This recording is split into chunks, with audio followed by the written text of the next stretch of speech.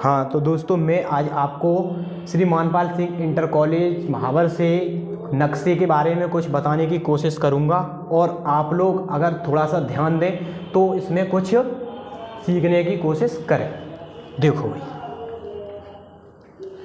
सबसे पहले जो हमारा नक्शा था, अर्थात हम जो लोग आजकल जैसे एटलस बोलते हैं, जिससे हम पृथ्वी की विभिन्न भागों की जानकारियाँ लेते हैं, कहाँ पर पठार हैं, कहाँ नदियाँ हैं, कहाँ पर्वत हैं, कहाँ पर मैदानी भाग हैं, इन सब का जो भी अंकन किया था, अर्थात जिसने बनाया था वो उसे सबसे पहले जो बनाया था वो यूनान के निवासियों ने बना के तैयार किया था।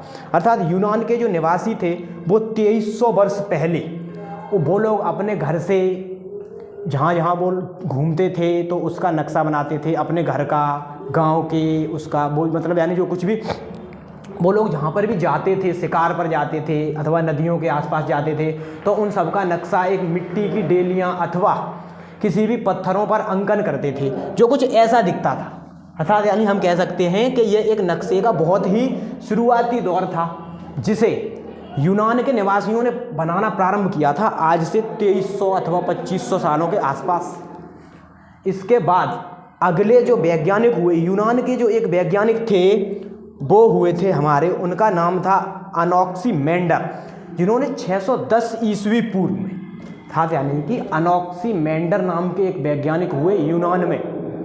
610 ईस्वी में उन्होंने उस नक्शे को, अर्थात जो नक्शा हम देखते हैं उसे कुछ सुधार किए। जो ये एक अच्छे खासे समुद्र यात्री थे, अर्थात ये समुद्र में यात्रा करते थे, तो इन्होंने अपने अनुभवों के हिसाब से, अर्थात कह सकते हैं कि इन्होंने अपने अनुभवों को एक नक्शे पर उतारा। उस समय तक क्या था कि कागज़ का निर्माण नहीं था, तो ये लोग अपने नक्शे जो थे कपड़े पर अर्थात किसी और वस्तुओं पर बना के तैयार करते थे जो कुछ इस प्रकार के दिखते थे। तुम लोग देख सकते हो कि इसमें पृथ्वी के कुछ भागों को दर्शाया गया है, जैसे महासागर हैं, कुछ द्वीप हैं, इस प्रकार की। इसके बाद कुछ सुधार हुआ। यूनान में एक गणितज्ञ हुए टॉलमी, जिनका नाम था टॉलमी। इन्होंने 140 सन में, यानी कि जो अगले वैज्ञानिक हुए थे टॉलमी नाम के गणितज्ञ हुए, और उन्होंने एक नक्शा तैयार किया था। उसके बाद उन्होंने एक नक्शा तैयार किया था जिस पर उन्होंने देशांतर और अक्षांश रेखाओं को अंकित किया। अर्थात जो देशांतर और अक्षांश रेखाएं हैं उन्हें हम आने वाले अगली वीडियो में देखेंगे, लेकिन एक उसके लिए थोड़ी जानकारी के लिए मैं तुम्हें बता दूं कि जो अक्षांश रेखाएं होती हैं वो कुछ इस प्रकार की होती हैं। तुम लोग देखते होगे, यानी कि जो खड़ी हुई रेखाएं दिखाई जाती हैं, ऐसी रेखाएं होती हैं, उन्हें अक्षांश रेखाएं कहते हैं। ऐसी रेखाएं जो बनती हैं उन्हें अक्षांश रेखाएं कहते हैं। और जो रेखाएं ऊपर से नीचे की तरफ आती हैं ऐसे करके, उन रेखाओं को देशांतर रेखाएं कहते हैं। ये वाली जो रेखाएं बनती हैं नक्शे पर, ये कुछ देशांतर रेखाएं होती हैं। तो इनके बारे में हम विस्तार से जो है वो अगली आने वाली वीडियो में पढ़ेंगे। इसके बाद में अगले एक बेल्जियम के महान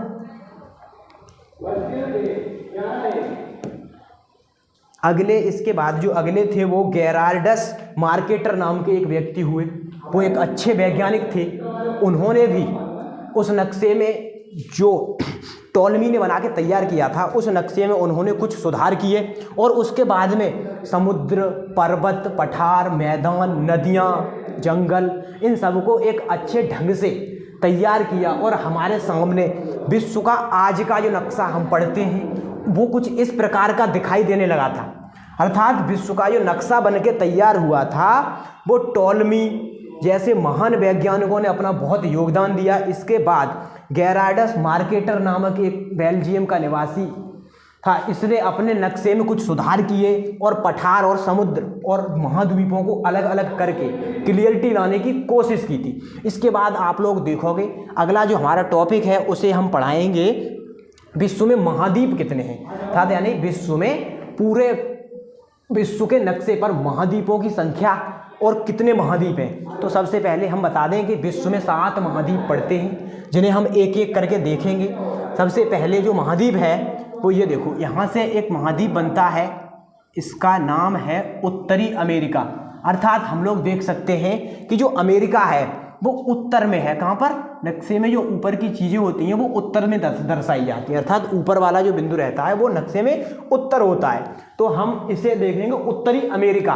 तो एक महाद्वीप हो गया हमारा उत्तरी अमेरिका, दूसरा महाद्वीप है वो होता है दक्षिणी अमेरिका। दक्षिण में है क्योंकि यहाँ नीचे दक्षिण होता है, साउथ। तो ये हो गया दक्षिणी अमेरिका, ये हो गया उत्तरी अमेरिका। इसके बाद अगला जो महाद्वीप है उसे कहते हैं हम अफ्रीका, ये एक अफ्रीका महाद्वीप है। उसके बाद जो अगला भाग है वो कुछ यहाँ से अलग होता है ऐसे करके। तो ये जो इतना भाग होता है ये वाला, इस भाग को एक नाम देते हैं, इसका नाम है यूरोप। इसके बाद जो अगला महाद्वीप है वो यहाँ से स्टार्ट होता है, इसे कहते हैं हम एशिया। और इसके बाद में जो अगला महाद्वीप है वो ये रहता है हमारा ऑस्ट्रेलिया के बाद एक अगला महाद्वीप आता है जिसे हम देखते हैं नीचे वाला, अंटार्कटिका महाद्वीप। अर्थात अंटार्कटिका महाद्वीप में क्या होता है कि ये वाला जो महाद्वीप है वो पूरे वर्ष भर बर्फ से ढका रहता है, तो इसलिए इस महाद्वीप पर लोग बहुत कम रहते हैं। तो आप लोगों ने देखा कि हमने आज आपको महाद्वीप बताए, नक्शे के बारे में बताया कि जो नक्शा है वो कहाँ से बना, किन लोगों ने बना करके इसे तैयार किया था, और आप आने वाले अगले वीडियो में महासागरों के बारे में अध्ययन करेंगे। और अभी एक बार आपको रिवाइज कराते हैं कि जो महाद्वीप हैं वो कौन से बताए थी। तो सबसे पहला ये था उत्तरी अमेरिका, ये था दक्षिणी अमेरिका, और इसे पढ़ते हैं अफ्रीका, यूरोप, एशिया, और ये होता है ऑस्ट्रेलिया। उसके बाद नीचे आता है अंटार्कटिका महाद्वीप। तो आज के लिए इतना ही, आने वाली अगले वीडियो में हम महासागरों का अध्ययन करेंगे। Thank you for watching.